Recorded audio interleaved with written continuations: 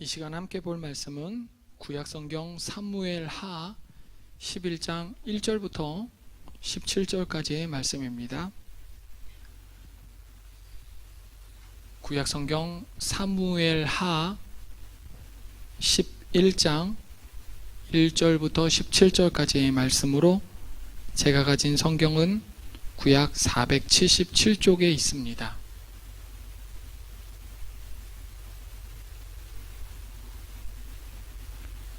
구약 477쪽에 있는 사무엘하 11장 1절부터 17절까지의 말씀입니다.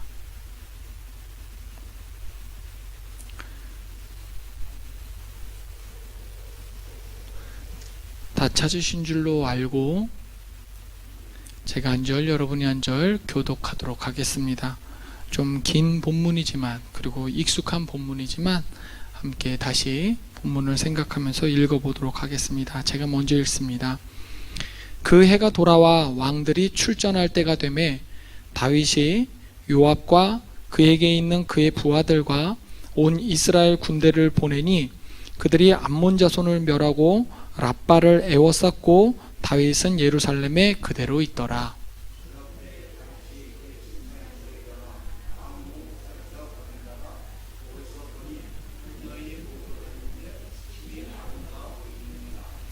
다윗이 사람을 보내 그 여인을 알아보게 하였더니 그가 아뢰되 그는 엘리암의 딸이요 햇사람 우리아의 아내 바세바가 아니니까 하니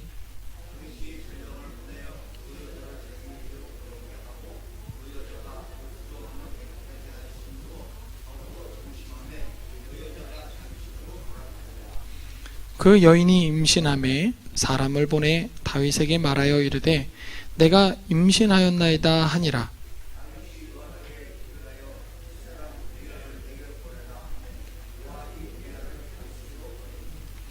우리아가 다윗에게 이르매 다윗이 요압의 안부와 군사의 안부와 싸움이 어떠했는지를 묻고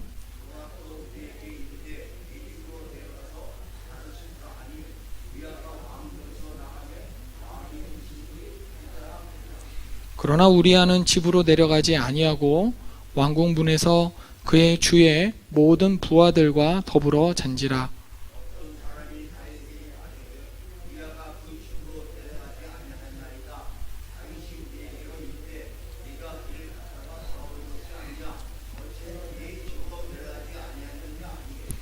우리아가 다윗에게 아뢰되 언약궤와 이스라엘과 유다가 야영 중에 있고 내 주 요압과 내 왕의 부하들이 바깥 들에 진치고 있거늘 내가 어찌 내 집으로 가서 먹고 마시고 내 처와 같이 자리이까.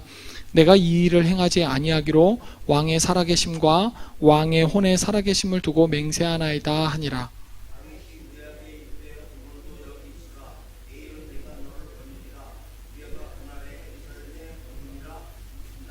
다윗이 그를 불러서 그로 그 앞에서 먹고 마시고 취하게 하니 저녁 때에 그가 나가서 그의 주의 부하들과 더불어 침상에 눕고 그의 집으로 내려가지 아니하니라.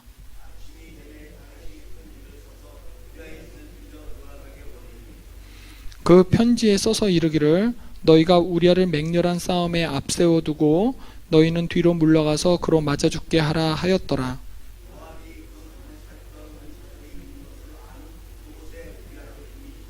그 성 사람들이 나와서 요압과 더불어 싸울 때 다윗의 부하 중 몇 사람이 엎드려지고 햇사람 우리아도 죽으니라. 아멘. 네, 여기까지입니다. 17절까지입니다. 감사합니다.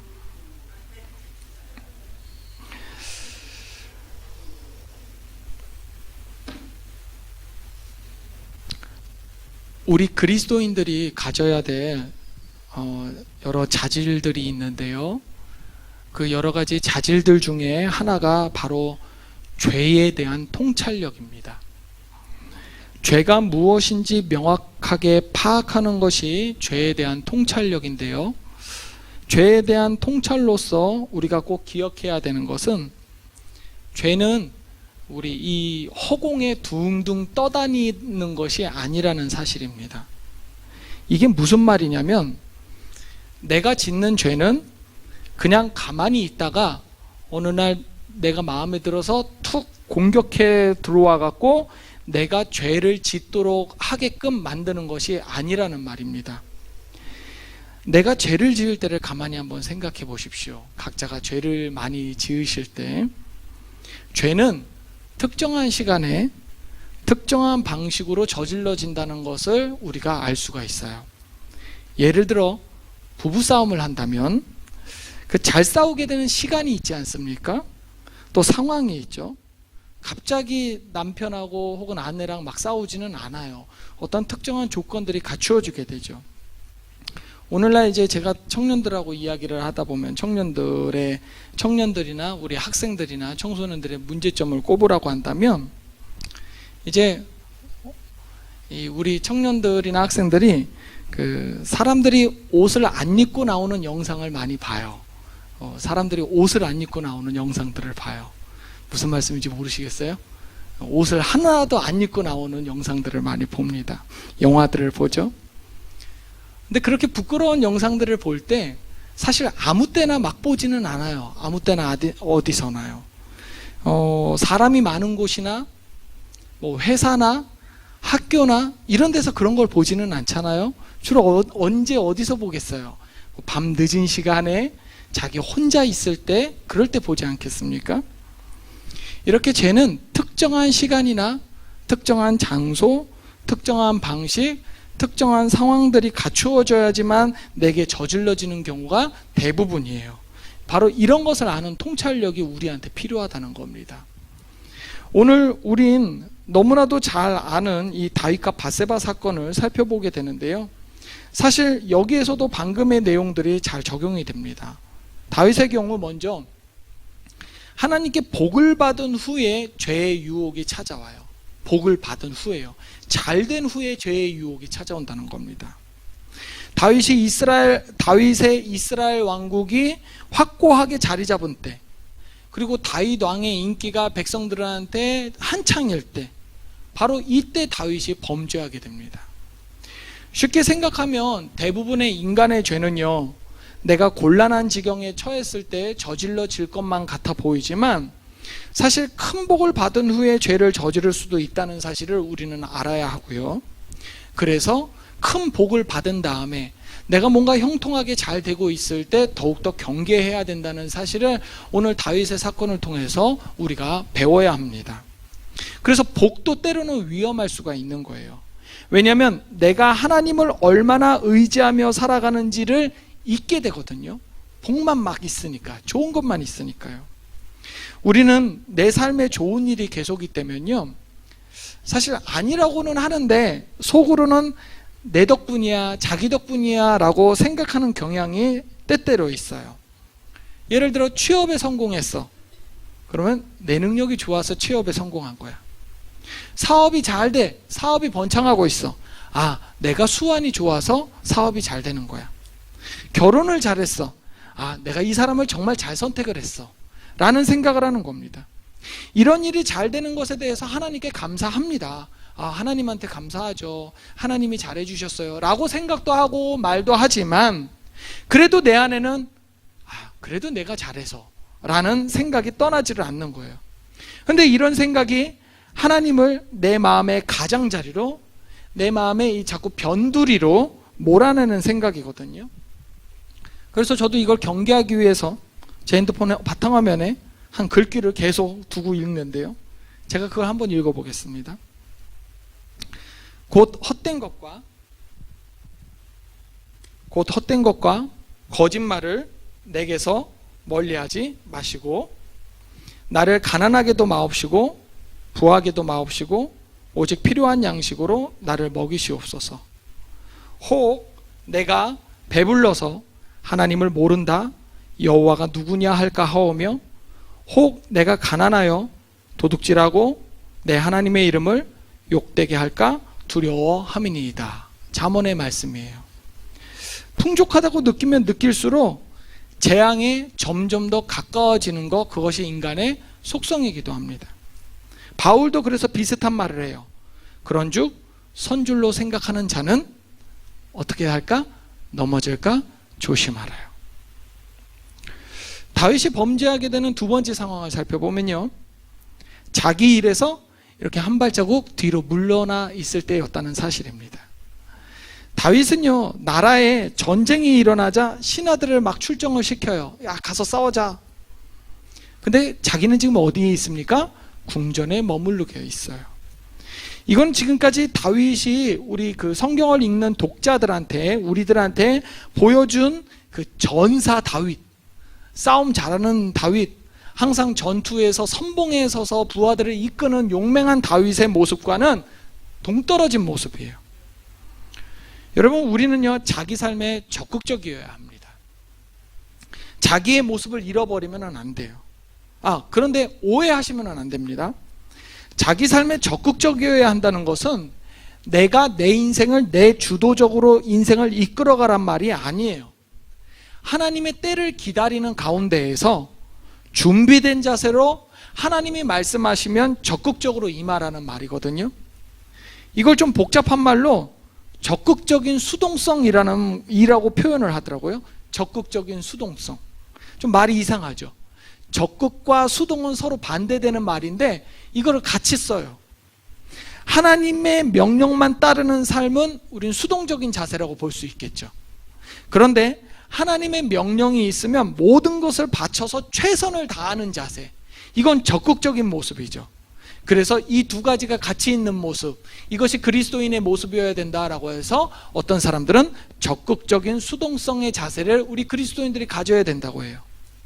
그런데 다윗처럼, 자, 이제 내가 복받은 상황을 즐기기 위해서, 내가 최고 권력자로서 그 정점에 오른 그 순간에, 그 순간을 즐기기 위해서 내가 내 위치에서 한 발자국 물러서는 겁니다. 내가 내 삶의 방관자가 되는 순간, 적극적이 되지 못하고 뒤로 물러서는 그 순간, 사실 이 방관자가 되는 것을 이 세상은 원해요. 이 세상은 우리를 보고 자꾸 권해요. 왜냐하면 그래야지만 네가 여유 있게 살아간다라고 말을 하거든요. 세상은 이걸 여유라고 불러요. 한 발자국 뒤로 물러서는 거를요. 그런데 분명히 짚어보자면요, 여유로워진 삶을 살 때 보면 공허함이 생깁니다. 여유만큼 공백이 생기는 거죠. 다 이루었거든.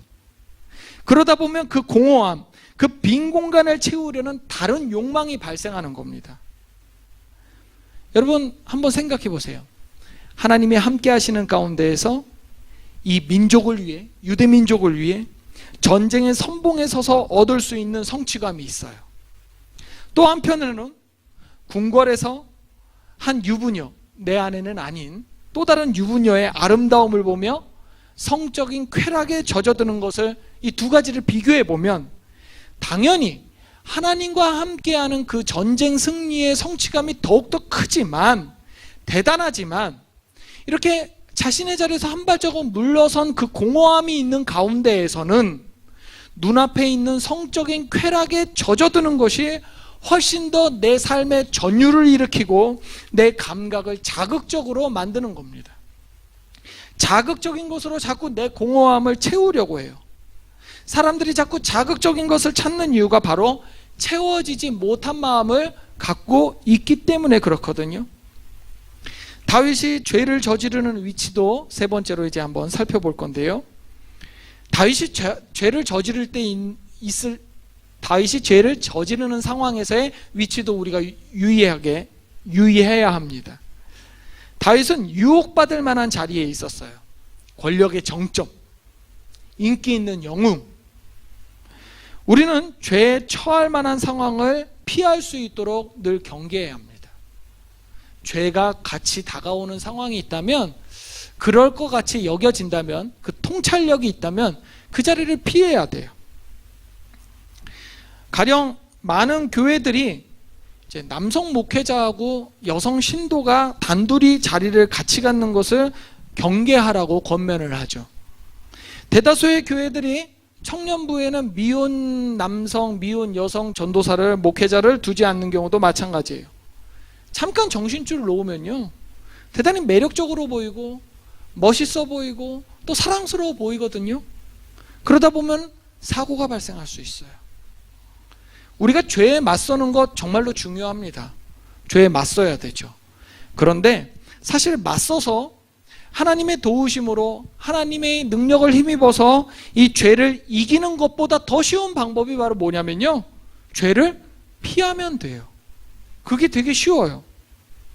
우리 침례교회 유명한 목사님 중에 한 분인 아드리안 로저스 목사님이라는 분이 계셔요. 이분은요, 자신의 책에서 뭐라고 말하냐면, 부도덕한 죄는 우리가 싸울 상대가 아니다라고 말해요.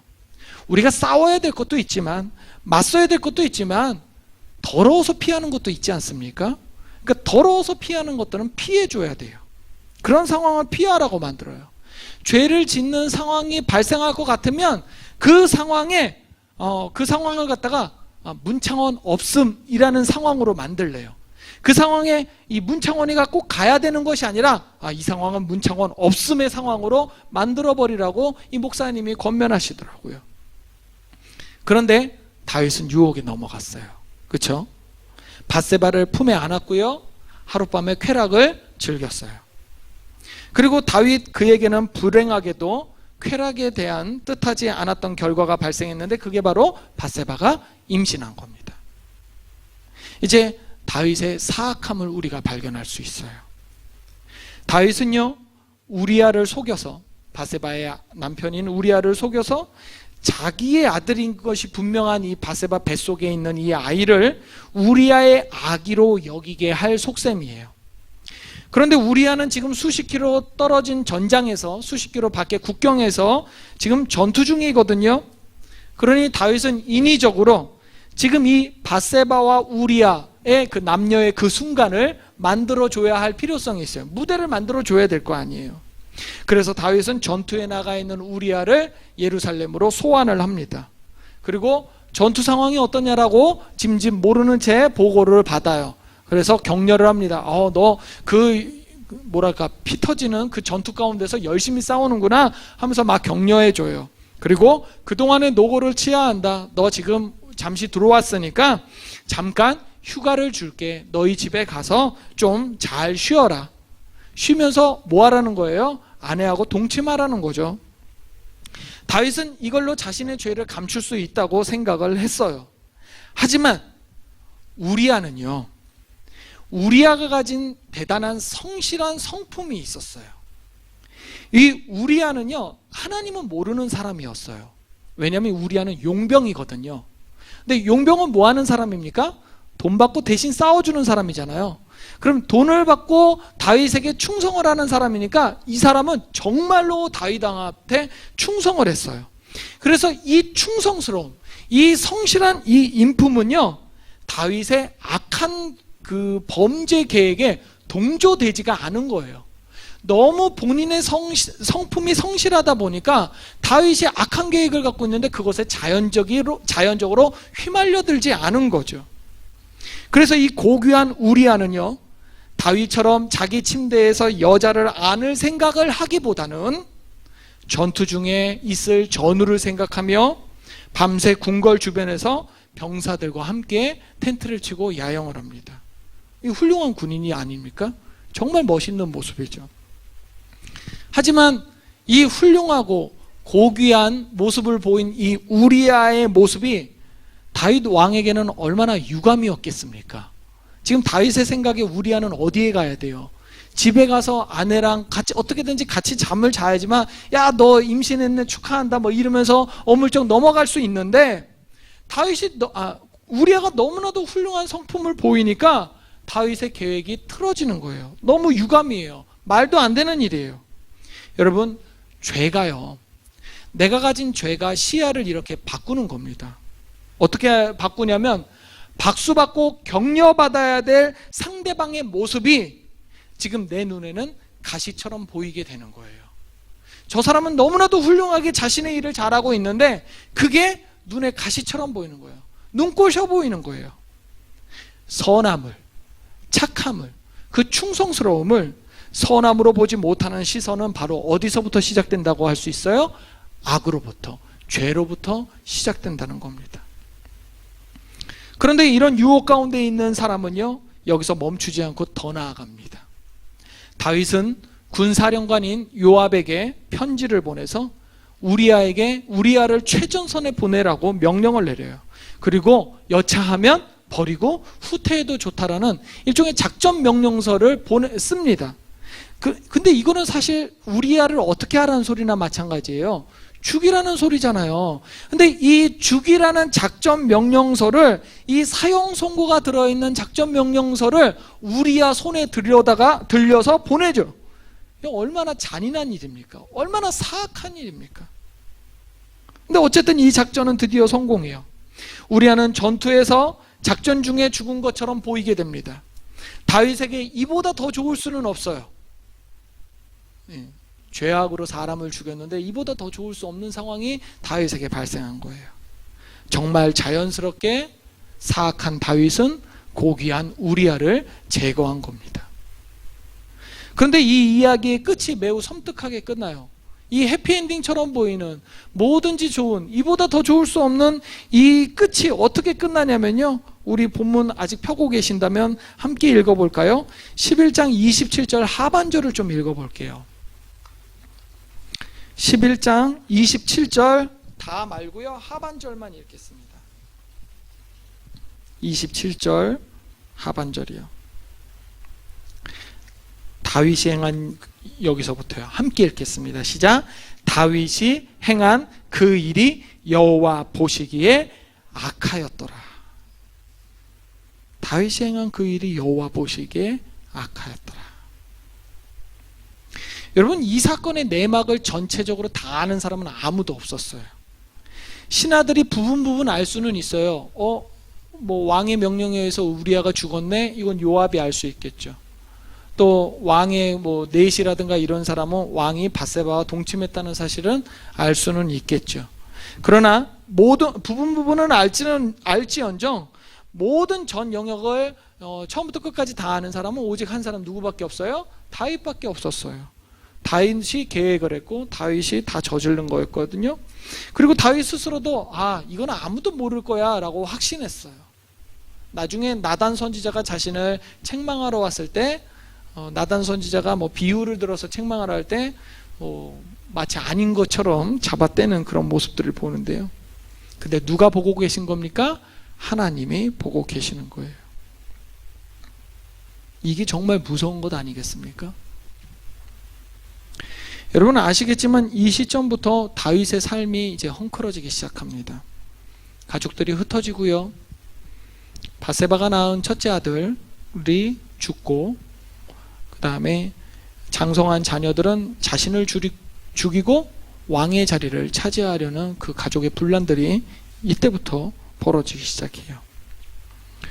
여러분, 죄는요 사실 언제든지 용서받을 수 있어요. 언제나 용서받을 수 있어요. 실제로 다윗도 자신이 저지른 이 큰 죄를 하나님 앞에 회개하게 되죠. 하지만 중요한 게 뭐냐면요, 이 브레이크 없는 기관차처럼, 폭주하는 기관차처럼 죄로 엄청난 속도로, 엄청난 그 힘으로 빠져드느라 이곳저곳에 상처들을 남겼는데 이 남긴 상처들은 원상복구가 안 된다는 거예요. 어떤 상처들이 남았습니까? 다윗이 죄를 저지르느라 남긴 상처, 우리아가 죽었어요. 또 우리아를 죽이느라고 같이 죽은 이름 모를 병사들도 있어요. 그렇죠? 또 다윗으로 인해서 밧세바도 성적으로 일탈했어요. 남편을 두고. 또 다윗과 밧세바 사이에 난 아이가, 그 아이가 무슨 죄가 있다고 죽어요? 그 아이가 죽었어요. 태어나자마자 죽고요. 또 성경에는 밧세바가 누구의 딸이다라고 언급이 되어 있거든요.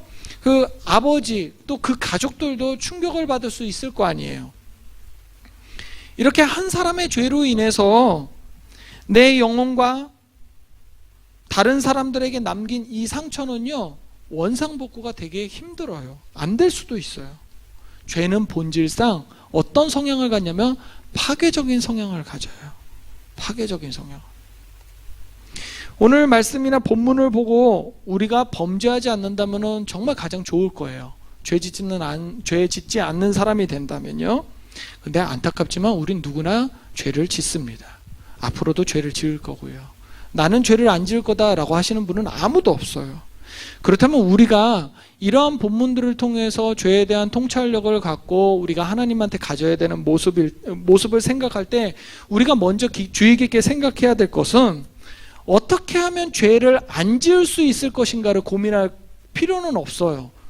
물론 덜 지으려고 노력은 해야 되겠지만 우리가 더 중요하게 여겨야 되는 것은요, 죄 지은 후에 어떻게 해야 되는가에 집중해야 된다는 것입니다. 다윗은 죄를 지은 후에 고백했고요, 겸손해졌고요, 회개했어요. 다윗이 어떻게 고백했고 어떤 겸손함을 보였는지 우리가 함께 볼까요? 시편 51편을 좀 길지만 우리 함께 다 같이 읽기를 원해요. 시편 51편입니다.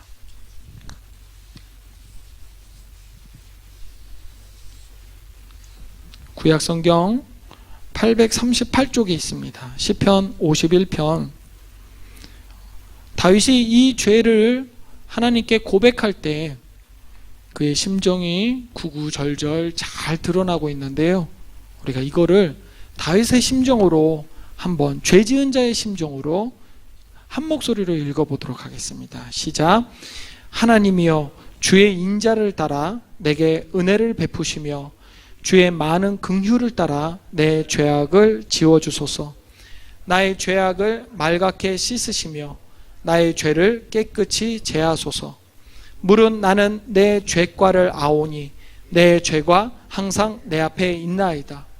내가 주께만 범죄하여 주의 목전에 악을 행하였사오니 주께서 말씀하실 때에 의로우시다 하고 주께서 심판하실 때에 순전하시다 하리이다.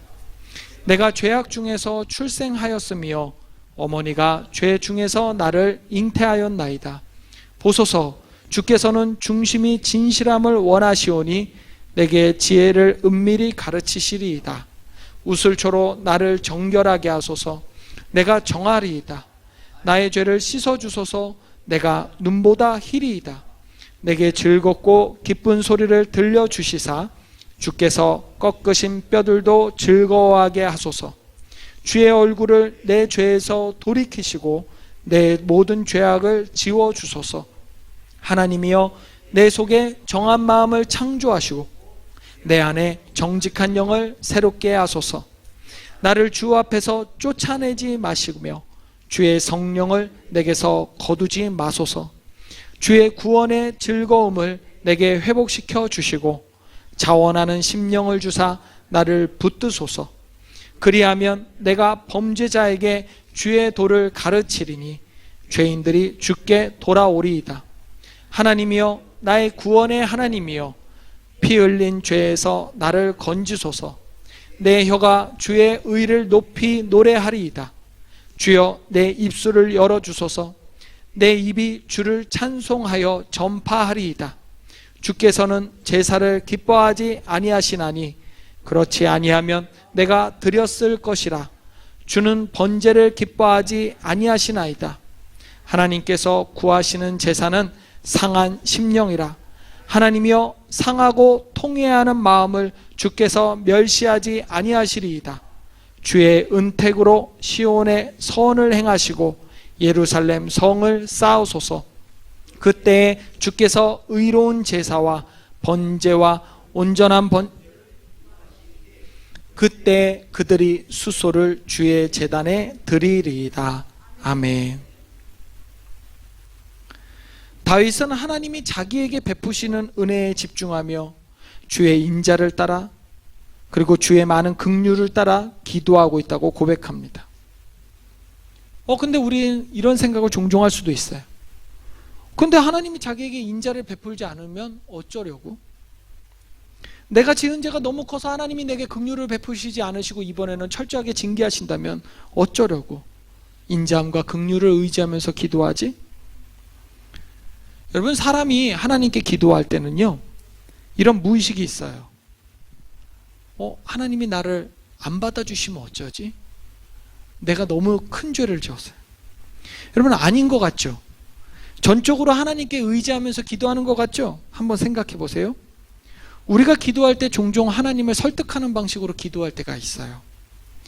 하나님께 자신의 영적인 상태가 좋을 때를 아랜다던가, 아니면 또 이번에 하나님 내가 죄를 지었는데요, 이렇게 죄를 지을 수밖에 없는 어쩔 수 없는 상황 하나님도 아시잖아요 하고 구구절절 설명하거나, 하나님 앞으로는 절대 그러지 않을게요, 용서해 주세요.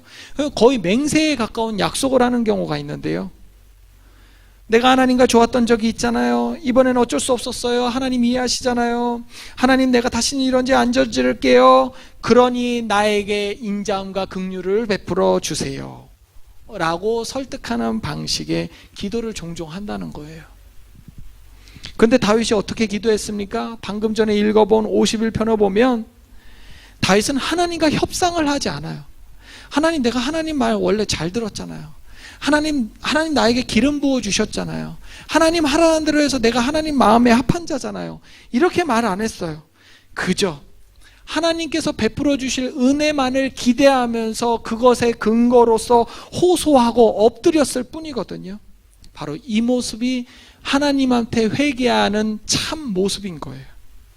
우리에게 필요한 회개의 모습은요, 하나님의 그 거대하심을 인정을 하고 반대로 나의 보잘것없음을 또한 인정하면서 하나님이 나에게 베푸실 주의 은혜만을 구하는 것, 회개를 통한 어떤 회복을 바라는 그런 특별한 속내를 갖고, 하나님 내가 이번에 잘못했으니까 뭐 이번에 용서해 주세요, 용서해 주시면 뭐 어떻게 잘할게요, 그래서 내가 뭐 되게 잘 살아볼게요, 이런 속내를 갖고 기도하는 것이 아니라 그저 엎드리는 것, 그저 하나님 앞에 무한하게 엎드리는 것, 이것이 우리가 우리의 하나님 앞에 가져야 할 자세임을 아는 오늘의 예배자들 되시기를 축복하며 소망합니다. 함께 기도하겠습니다. 은혜로우신 하나님 아버지, 감사합니다. 오늘 하나님 아버지께서 우리에게 알려주신 모습처럼 우리는 죄를 피할 수 없는 연약한 존재입니다. 그러나 그때마다 우리를 붙들어 주시기를 소망합니다.